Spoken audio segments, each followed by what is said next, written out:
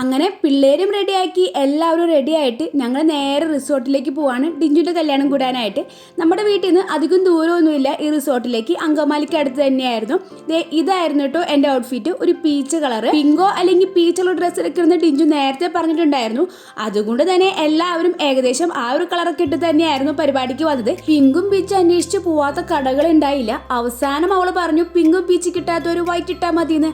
അങ്ങനെ ആ പ്രശ്നം അവിടെ സോൾവ് ആയി. ഈ വർഷം നമ്മുടെ വീട്ടില് 2 കല്യാണം ആട്ടോ അടുപ്പിച്ചുണ്ടായത്. ഇനിയൊരു കല്യാണം ഞങ്ങളുടെ കസിൻസിന്റെ ഇടയിൽ ഉണ്ടാവണമെങ്കിൽ കുറച്ച് അധികം വർഷങ്ങൾ കാത്തിരിക്കണം. എല്ലാവരെയും കണ്ട് വർത്താനൊക്കെ പറഞ്ഞ് വിശേഷങ്ങളൊക്കെ അറിഞ്ഞിട്ട് നേരെ ഞങ്ങൾ ഓഡിറ്റോറിയത്തിലേക്ക് പോയേ. അവിടെയായിരുന്നല്ലോ നമ്മുടെ എല്ലാ പ്രധാനപ്പെട്ട ചടങ്ങുകളും, താലികെട്ടും സിന്ദൂരം ചാരത്തിലും എല്ലാം തന്നെ അവിടെ തന്നെയായിരുന്നു. ഇഞ്ചു ഇനി ഇവിടുന്ന് നേരെ സെറ്റ് സാരി കൊടുത്തിട്ട് ട്രിവാൻഡ്രത്തേക്കാട്ടോ പോണത്. ഇഞ്ചു തെരഞ്ഞെടുത്ത ആ ഒരു പ്ലേസ് അത്ര ഭംഗിയായിരുന്നു, എനിക്ക് ഒത്തിരി ഇഷ്ടമായി. ഞാൻ കുറച്ച് സ്ഥലമൊക്കെ കണ്ടുള്ളൂ, കൂടുതൽ സമയം ഞങ്ങൾ ഈ ഓഡിറ്റോറിയത്തിലും പിന്നെ പിള്ളേരുടെ പിന്നാലൊക്കെ തന്നെയായിരുന്നു. അതുകൊണ്ട് അത് മുഴുവനായിട്ടും എനിക്ക് എക്സ്പ്ലോർ ചെയ്യാൻ പറ്റിയില്ല. കുറച്ച് നേരമൊക്കെ നടന്നിട്ട് ഞങ്ങൾ തിരിച്ചു പോന്നു. അപ്പോൾ ഓക്കെ, ബൈ.